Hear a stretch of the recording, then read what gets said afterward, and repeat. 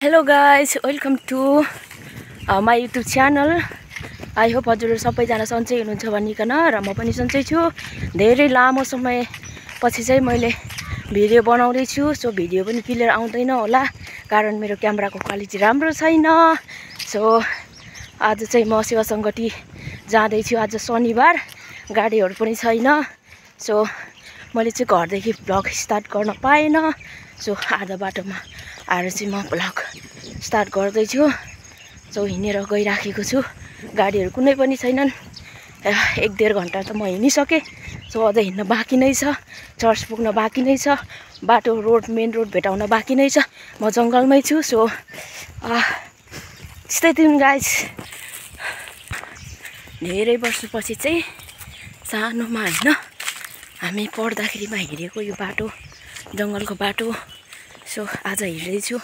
अटोहरु पनि सबै गर्छ अनि गाउँबाट 10 बजेको गाडी चाहिँ ढिला आउने भयो अनि खडबेडादेखि चाहिँ म अटोमा जानु पर्ला भनेर गाउँदेखि हिँड्दै आए घण्टाको बाटो अनि फेरि खडबेडा पनि अटो रहेनछ अनि अटो नभएपछि सुसंगतिको लागि चाहिँ ढिला आउने जस्तो भएर चाहिँ म यहाँ जंगलको बाटो हिँड्दै जाँदै छु। थाहा छैन सेवा संगतिमा चाहिँ ठीक समयमा पुग्छु कि पुग्दैन तर होप बाटोमा अटो भेटोस् अनि प्रभुले चाहिँ मलाई आजको सेवा संगतिमा ठीक समयमा पुर्याउनु भएको होस् यो मेरो प्रार्थना छ। अनि साथीहरु म एक्लै छैन नि मसँग पवित्र आत्मा हुनुहुन्छ। मेरो साथमा अदृश्यको परमेश्वर मेरो साथमा हुनुहुन्छ। सो म चाहिँ ह्यापी छु। एकदमै जंगल रहेछ। अहिले चाहिँ बाँसहरु रोपेर एकदमै जंगलै जस्तो जंगलमा। सो 9:20 भइसक्यो। म जंगलमै छु। रोडमा पुग्न अझै बाँकी नै छ। उता पारी आन्टीहरु गइराख्नु भएको छ अनि चोरले खाला कि चोरले हामीलाई चाहिँ झन्नै लगेन चोरले अरे के अनि मैले फेरि खान्छ र चोरले भनेको हाँस्नु हुँदैछ। अनि 9:21 भइसक्यो अनि म चाहिँ अझै रोडमा पुगेको छैन। के गर्नु यस्तै छ गाउँघरको बाटो। गाउँघरमा धेरै गाडीहरु चल्दैन। शनिबार चाहिँ एउटा मात्रै चल्छ। शुक्रबारदेखि आइतबारसम्म चाहिँ 2वटा चल्छ। सो आज शनिबार भएको कारणले चाहिँ एउटै मात्रै गाडी छ गाउँदेखि आउने। त्यो गाउँदेखि आउँदै होला त्यो गाडी। ओह थ्यांक यू जिजस हालेलुया। साह्रो गाह्रो हिँडेर आउँदाखेरि चाहिँ साह्रो गाह्रो हुँदो रहेछ तर शरीरको लागि चाहिँ एकदमै फाइदाजनक हुँदो रहेछ। एकदमै खुल्ला वातावरणको हावा ल्याउँदै हिँड्न चाहिँ एकदमै राम्रो हुँदो रहेछ तर अलिकति गाह्रो देख्नुहुन्छ। म चाहिँ यहाँबाट आएको। सो यही बाटो हो जाँदैछु एक्लै। पारी गएपछि मात्रै मेन रोड भेटाउँछ। त्यहाँनिर होप अटो भेटिन्छ कि भन्ने म आशामा छु। परमेश्वरको आज्ञालाई पालना गर्दै म चाहिँ आजको संगतिमा जाँदैछु। अनि परमेश्वरको वचनले चाहिँ भन्दछ छैठौं दिनसम्म तिमीहरूले जे पनि गर्छौ गर तर 7औं दिन चाहिँ विश्रामको दिन हो अनि त्यो दिनमा चाहिँ सब्बातको दिनलाई चाहिँ तिमीहरूले बिटोलो नपार भनिकन चाहिँ परमेश्वरले अनि परमेश्वरको वचनले भनेको छ। अनि परमेश्वरको वचन अनुसार चाहिँ म चाहिँ आज सेवा संगति जाँदैछु। मसँग हुनुहुन्छ गाउँमा धेरैजना तर पनि आउनु भएन।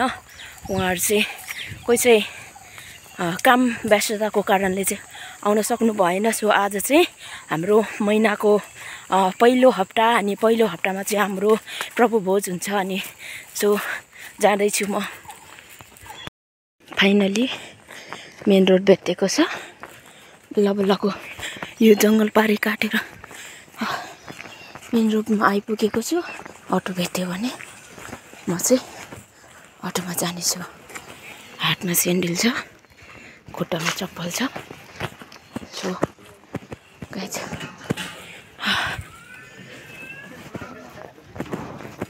हामी गाडीमा आयो भने चाहिँ यहाँबाट यसरी आउँछु यो बाटो भएर यो बाटो अटो आउँदैछ तर उता जाने अटो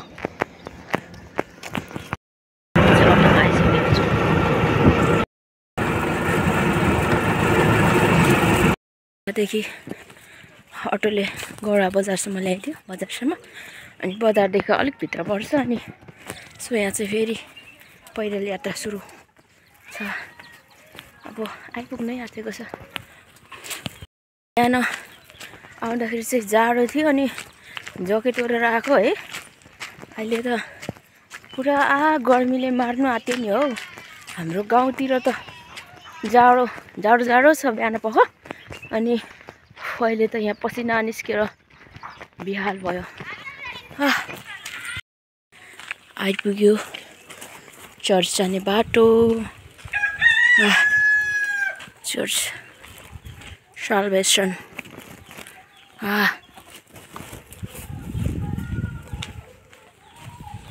सुरु भइसक्यो सङ्गति सुरु भइसकेको छ साथीहरू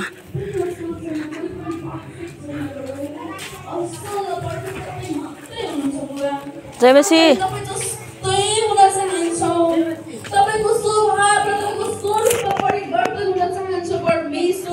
अनि पृथ्वीभित्र कति यामा थोकले बनाउने परमेश्वर आज हामीमाथि नजर राख्नुहुन्छ